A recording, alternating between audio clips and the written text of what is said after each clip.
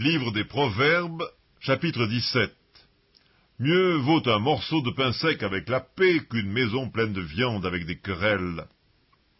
Un serviteur prudent domine sur le fils qui fait honte, et il aura part à l'héritage au milieu des frères. Le creuset est pour l'argent et le fourneau pour l'or, mais celui qui éprouve les cœurs, c'est l'Éternel. Le méchant est attentif à la lèvre inique, le menteur prête l'oreille à la langue pernicieuse. Celui qui se moque du pauvre outrage celui qui l'a fait. Celui qui se réjouit d'un malheur ne restera pas impuni. Les enfants des enfants sont la couronne des vieillards et les pères sont la gloire de leurs enfants. Les paroles distinguées ne conviennent pas à un insensé, combien moins à un noble les paroles mensongères. Les présents sont une pierre précieuse aux yeux de qui en reçoit. De quelque côté qu'ils se tournent, ils ont du succès. Celui qui couvre une faute cherche l'amour, et celui qui la rappelle dans ses discours divise les amis. Une réprimande fait plus d'impression sur l'homme intelligent que 100 coups sur l'insensé. Le méchant ne cherche que révolte, mais un messager cruel sera envoyé contre lui.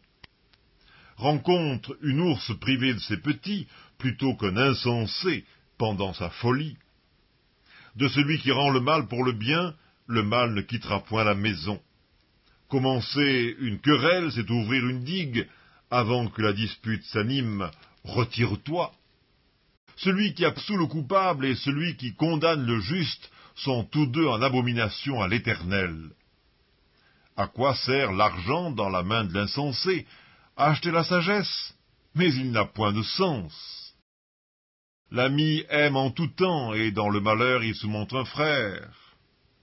L'homme dépourvu de sens prend des engagements, il cautionne son prochain.